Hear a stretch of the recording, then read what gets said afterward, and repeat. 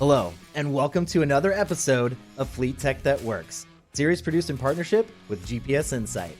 I'm Lance Holt, and today we're speaking with David Pope, Government Sales Manager for GPS Insight.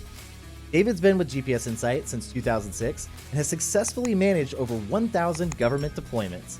I speak with David about how fleets can start electrifying their vehicles, how to address video telematics with unions, effective strategies that county governments can use when procuring telematics, as well as how GPS Insight helps fleets find the right solutions for their organization. And now, here's my conversation with David.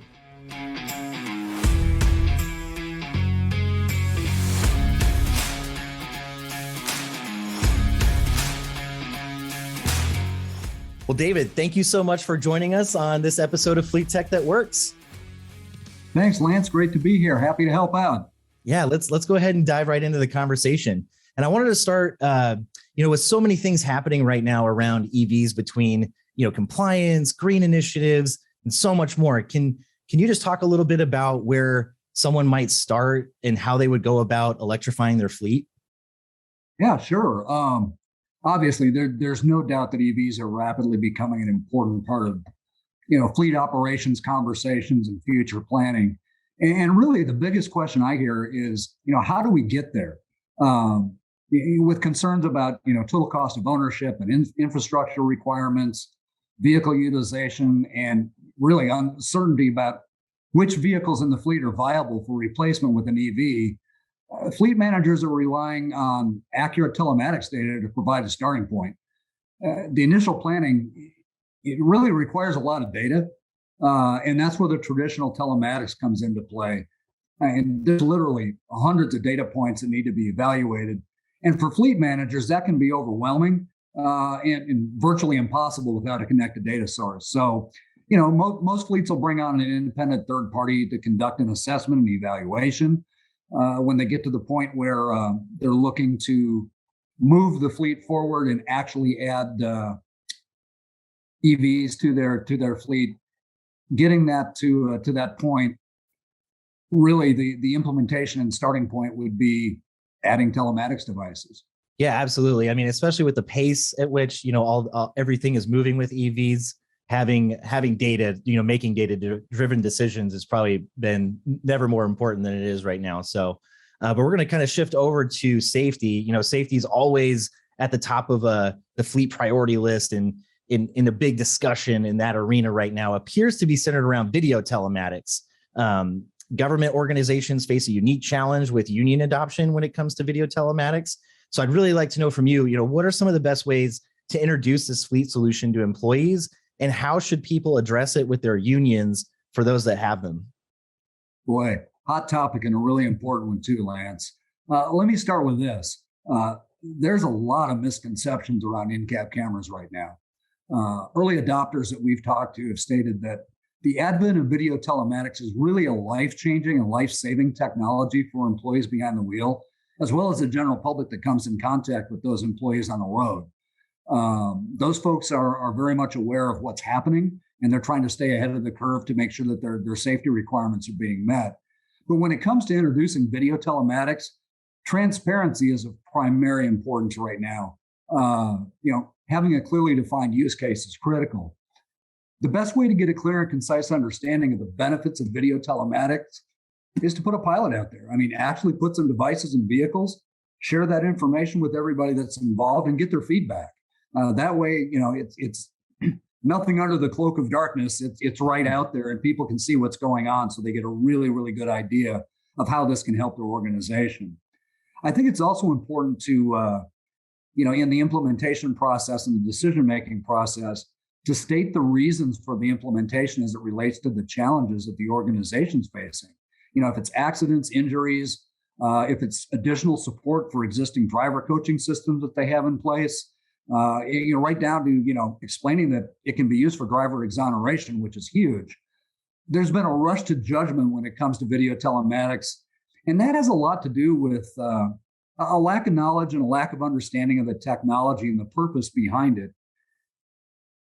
It's really centered around safety. It's not all the other things a lot of people think it is, but it's really all about safety. And unfortunately, Many folks still believe that in-cab cameras are only a tool designed to catch drivers violating policies or in violation of privacy, or strictly going to be used for disciplinary purposes. Excuse me. All of which really couldn't be further from the truth. And the idea behind in-cab cameras is prevention, protection, and coaching, not discipline.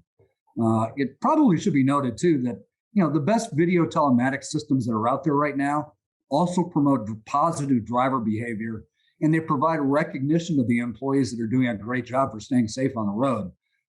That goes a long way with adoption and getting folks the information as they see it coming through that hey, we've got folks that are doing a great job.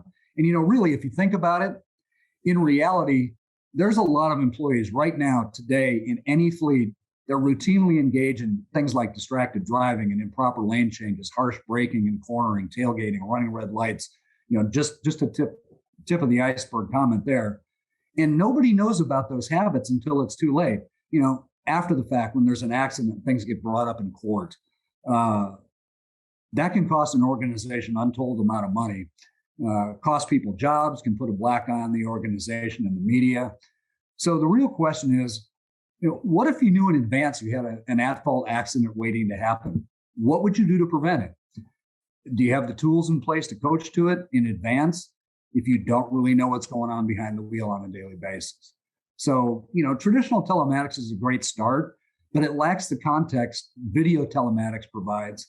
When you add video to the mix, you've got the ability to see the big picture, and in many cases, exonerate the driver because you have the context as to why they took the action they did out in the field. At the end of the day, it's all about providing tools to help our employees become safer and make sure that they and the people around them get home to their families every night, really. Yeah, I definitely feel like any of the conversations that I have with anyone in the industry, it just feels more and more that, even though there might be an expectation of Big Brother, the reality is that it's more often than not a tool for exoneration, not disciplinary action. So we're going to shift gears again a little bit because I feel like the next big thing is always going to be a conversation around purchasing. So leveraging cooperative purchasing is an advantage for government organizations when they're looking for a solution. And RFPs don't always ensure you will find the right solution for your fleet. So what are some effective strategies that county governments have developed that shorten the time to development? Well, what we've noticed, Lance, is more and more governmental agencies are gravitating towards cooperative purchasing for just that reason. They want what they need and they want it sooner than later. And the cooperative purchasing option is becoming a highly desired way to move forward. Everyone that's ever been through the RFP process knows it's an arduous, time-consuming task, a lot of manpower, a lot of time, and it's not a short process. Those things can take weeks, if not months, to get things taken care of. We found that potential customers who are taking advantage of cooperative purchasing contracts, they seem to do more diligence in advance. They're interviewing potential vendors, they're participating in product demos with vendors, and some are even going as far as conducting pilots long before they get to the writing of the document stage. They already know that the participating vendors that have been vetted and approved through a cooperative contract are potential viable candidates to provide them with product. So it helps them making a selection of a good vendor. It makes it that much easier on them. The other advantage to using cooperative contracts is that the pricing structure is usually more advantageous to the buyer. The pricing is available in accordance to the obligation of the seller as a participating vendor, shorter time frame to deployment, better pricing, and the backing of a known entity makes the cooperative purchasing option a real winning combination for most folks that move that way. We spoke with Andy Campbell, Supplier Development Supervisor at Sourcewell, to get his thoughts on the procurement process for government fleets. Here's what he had to say. By utilizing competitively bid and awarded purchasing contracts like what Sourcewell has, the procurement department is getting the legal compliance that they need, and the fleet administrator is getting the solution that they want by allowing them to choose any one of our 450 plus awarded contracts we usually have the solution in place that those fleet administrators are looking for. A major challenge for government fleets right now is the order and lead times are all over the board right now, and a lot of times a manufacturer may open up short order windows and customers have to get their orders in right away. Well, in the public sector, you can't do that, especially if you're going to bid. That process can take months. And a fleet administrator is in a situation where sometimes they have to make rather rapid decisions in order to take advantage of those purchasing opportunities.